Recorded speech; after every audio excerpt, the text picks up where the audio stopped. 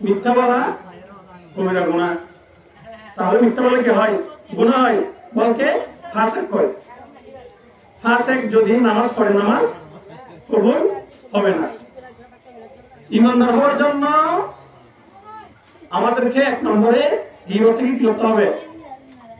বেঁচে থাকতে হবে।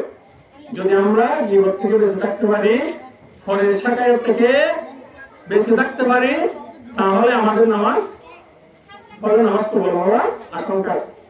আমাদের এই বেশিরভাগ গ্রাম অঞ্চলে হয়ে থাকে নামাজ সবাই পড়ে, নামাজ পড়ে দোকানে সুকানে বসে আমরা গীবতের মধ্যে অনেকে কি থাকি, লিপ্ত থাকি কি থাকি না তাকে।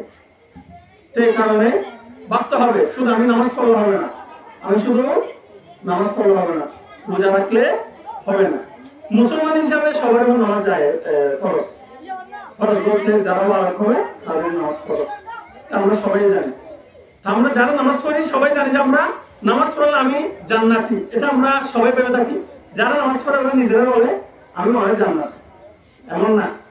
শুধু নামাজ পড়তেছি আল্লাহ তাআলা ফরজ করেছেন যে আমরা নামাজ তো পড়ি, নামাজ এটা নামাজের মতো করতে হবে। নামাজের হুকুম, নামাজের কায়দা, কুল্লিয়া, কোন নামাজ কোথায় ফরজ, কোনটা সুন্নাত, কোনটা নফল, এটা আমাদের সবাইকে জানতে হবে। যেমন আমরা শুধু নামাজ পড়লে হবে না, নামাজে শুদ্ধভাবে কোরআন শরীফ পড়তে হবে। যেমন আমরা সবাই জানি এখানে যারা আছি সবাই বেশিরভাগই নামাজ পড়ি। নামাজ পড়লেও যে নামাজে কতগুলো ভুল আছে, এগুলো বলার কারণে আমরা যদি নামাজ পড়ি আমাদের নামাজ কি হয়ে যাবে? ভেঙে যাবে। আমরা সবাই জানি স্বাভাবিক এই নুরানি মাদ্রাসাতে ছোট ছোট বাচ্চারা বেশিরভাগই পড়ে। নামাজ পড়ার কারণ 19টি। কয়টি? 19টি। এক নম্বরে কোরআন শরীফ কি বলা? অশুদ্ধ বলা। তাহলে আমাদের শুধু নামাজ পড়লে হবে না। হাদিস আছে মিফতাহুল জান্নাতিস সালাত, নামাজ হচ্ছে বেহেশতের চাবি। আউয়ালু মা ইউহাসাবু বিহিল আবদু ইয়াউমাল কিয়ামাতিস সালাত, অর্থ হচ্ছে কিয়ামতের দিন সর্বপ্রথম নামাজেরই হিসাব হবে। তাহলে এটা আমাদের যদি নামাজের মতো করতে হবে। নামাজে আমাদের যদি কারো কোরআন শরীফ শুদ্ধ না থাকে, সহি শুদ্ধ না থাকে, আমরা ইমাম সাহেবকে বলে শিখতে পারি বা জানে এরকম কোনো ব্যক্তি থাকে ওদের থেকে শিখতে পারি, আমরা অবশ্যই শিখে নিব। যদি আমরা জানি যে আমরা নামাজ ঠিকই পড়ি, কিন্তু আমরা নামাজের মধ্যে যে সঠিকভাবে শুদ্ধভাবে আমরা করতে জানি না।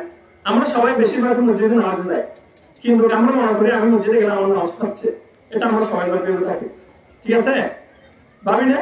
সবাই যারা মসজিদে গিয়ে যায় ওরকম আমরা মসজিদে গেলে আমাদের নামাজ হচ্ছে, ও কিন্তু চিন্তা করে না যে আমি যে মসজিদে গেছি যাচ্ছি আমার নামাজ হচ্ছে বা হচ্ছে কিনা। যারা জানে ওর থেকে একটু জিজ্ঞেস করে দেখি।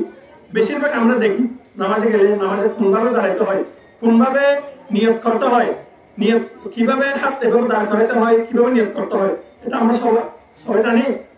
সবাই জানি না। তাহলে নামাজের মতো করতে হবে। নামাজের ভিতরে কয় ফরজ, নামাজের বাইরে কয় ফরজ, এটা আমাদের সকলের কি হতে হবে, সকলের জানতে হবে। যেমন নামাজের বাইরে 7 ফরজ, নামাজের ভিতরে 6 ফরজ, এগুলো আমাদের সবাই জানতে হবে না।